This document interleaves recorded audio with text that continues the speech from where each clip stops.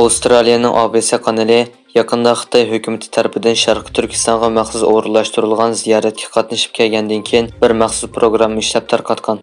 ABC kanalining muxbiri ziyarati asosida ishlagan xabar programmasida mundaq degan: Biz Xinjiangga Xitoy hukumati muxbirlarga o'rinlashtirgan ziyorat bilan keldik. Biz apirilgan har bir yer bu rayonning eng yaxshi holatini namoyon qilib berish uchun to'liq ehtiyotkorlik bilan tayyorlangan edi.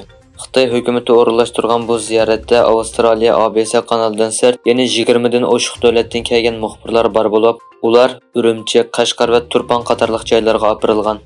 ABC muxbiri ishlagan videolik xabardan qaraganda, ular Uyg'ur bolalari o'qiydigan bir boshlang'ich maktabga apirilgan bo'lib, ular maktab maydonida usul o'ynayotgan bir to'p bolalarni suratga olgan. Ular yana ko'ch-ko'ylarda daqi-do'mboq chelayotgan, usul o'ynayotgan kishilarni suratga olgan. ABC muxbirlari programmada o'zlarining xohlagan joyga berishiga yo'l qo'yilmaganligini, lagerlarni ziyorat qilish talabining rad qilinganligini eskartgan.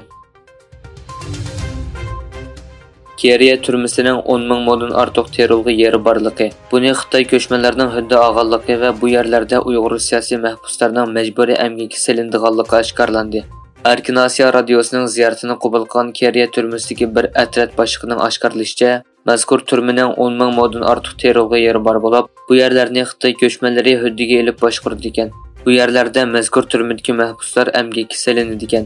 Yana oshkorlanishicha, mazkur turmaning Kayfachi, ya'ni Etish rayoni nomidagi sanoat rayoni bor bo'lib, uningda Semenut zavodi, paypoq to'qish zavodi, palay zavodi, yog'och zavodi qatorliq 10 dan ortiq zavod fabrika mavjud ekan. Mazkur sanoat rayonida qo'g'dash xizmati bilan shug'ullanayotgan bir xodimning bayon qilishicha, bu zavod va fabrikalarda jazo muddati o'tayotgan 10 mingdan ortiq mahbus ishchi bo'lib ishlaydi ekan. Xitoyning yadro energiyalik suvosti paraxotining Seriq dengiziga dushman suvosti paraxotining to'zig'iga tushib dengiz ostiga qapsilib qolganligi, 55 kishilik paraxot xodimlarining hammasining hayotidan ayrilganligi o'tirg'a qo'yildi.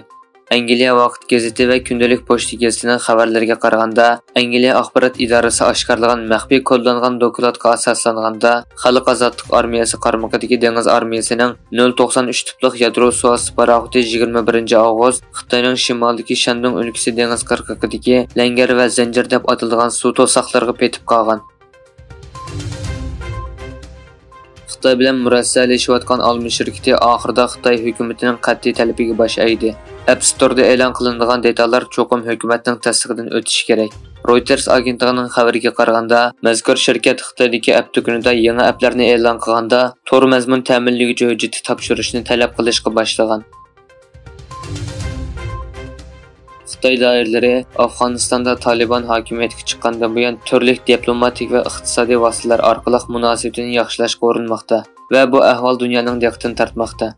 Xitoyning Kabuldagi yangidan tayinlangan bosh elchisi oldingi oyda vaqtliq hukumatga o'zining ishonch xatini sungandan keyin Talibanning muavin tashqi ishlar ministri Amirxon Muttaqi 4-5 oktyabr kunlari Tibet avtonom rayonida o'tkaziladigan Himalayadan xalqon minbarga qatnashish uchun yo'lga chiqqan. Amerika Davlat Mudofaa ministri Lloyd Austin davlatining Yaponiyaning mudofaa ishlarini qo'llaydiganligini qayta ta'kidladi.